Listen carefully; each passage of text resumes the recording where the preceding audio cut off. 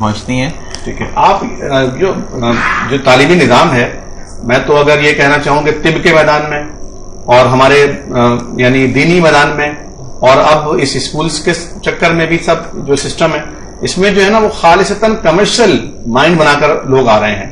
خدمت کا جذبہ، انقلاب کا جذبہ، تربیت کا جذبہ بالکل مفقود ہو چکا ہے. معذرت کے ساتھ اگر کسی کو کوئی برا لگ رہا ہو، لیکن حقیقت ہے، دل کی بات ہے تو وہ کہنی پڑتی ہے مجبوراً، ورنہ نیند نہیں آئے گی رات کو مجھے. تو یہ جو ایک یعنی آپ دیکھیں نا، ایک آدمی ہے جس کا کام جو ہے وہ فیکٹری بنانا ہے، وہ فیکٹری بنائے لیکن وہ اسکول بنا کے بیٹھ جائے اور اسے بھی فیکٹری سمجھے. تو اس تاثر کی کس طرح آفتہ شکنی ہونی چاہیے. اور جو اسی حوالے میں دوسرا سوال یہ بنتا ہے کہ جو تعلیمی نظام میں کرپشن ہو رہی ہے، آپ سمجھتے ہیں ہو رہی ہے کرپشن تعلیمی میدان میں؟ جی ہاں. ٹیچرز کو تنخواہیں کم دی جا رہی ہیں، فیسیں زیادہ لی جا رہی ہیں، بچوں کو کوئی فیسلٹیز نہیں دی جا رہی ہیں اور شور کیا جا رہا ہے کہ ہم دے رہے ہیں.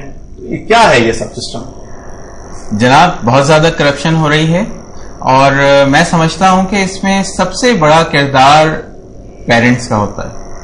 پیرنٹس اپنے بچوں کو پوری توجہ دیں، وہ دیکھیں کہ بچوں کی کیا ریکوائرمنٹس ہیں اور کون سا اسکول یا کون سے اسکول کے اساتذہ ان کے بچوں کی ریکوائرمنٹس کو پورا کر سکتے ہیں. اور اس حوالے سے تھوڑی سی بچوں کے ساتھ ان کی کاؤنسلنگ ہونی چاہیے. بچے ان کا مستقبل ہیں، بچوں پہ وہ توجہ دیں گے، آخرت میں انشاءاللہ اللہ تعالیٰ اس کا ان کو اجر دے گا. اور یہ بچوں کے لیے ہی تو وہ سب کچھ کر رہے ہیں. خاص طور پہ ہم نے دیکھا ہے کہ پرائیویٹ اسکول کی جو اساتذہ ہوتے ہیں عموماً لیڈی ٹیچر رکھی جاتی ہیں، انہیں بہت کم تنخواہیں دی جاتی ہیں.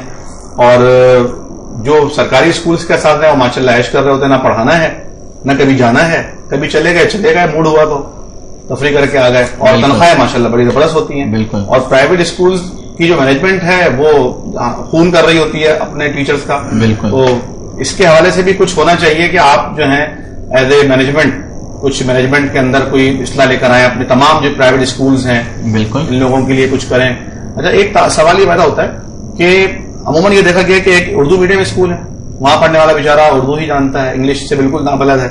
کچھ انگلش میڈیم اسکول ہیں، وہاں پڑھنے والے انگلش میں تو ماشاءاللہ بہت اچھے ہیں لیکن اردو لکھنا پڑھنا ہی نہیں جانتے. کچھ ایسے ہیں جو مدارس ہیں وہ عربی میں ماشاءاللہ اچھے ہیں لیکن اردو میں بھی نسبتاً، لیکن انگلش میں بالکل کورے ہیں. تو یہ جو میڈیمز کا سسٹم ہے، جس طرح جباری صاحب فرما رہے تھے کہ ہم جب ایک جہاز سے آ رہے تھے کراچی، ایک دفعہ کا ذکر ہے، تو اس میں ایک ہی جہاز ہے لیکن وہ وی آئی پی کلچر کو فروغ دینے کی جو عادت پڑ گئی ہے تو پردہ ڈال کر فرق کر دیا گیا ہے کہ یہ جو ہے وہ اکانومی کلاس ہے اور یہ جو ان سے ہائیسٹ لوگ ہیں. تو یہ میڈیمز کب ختم ہوں گے؟ طبقاتی نظام تعلیم کب ختم ہوگا؟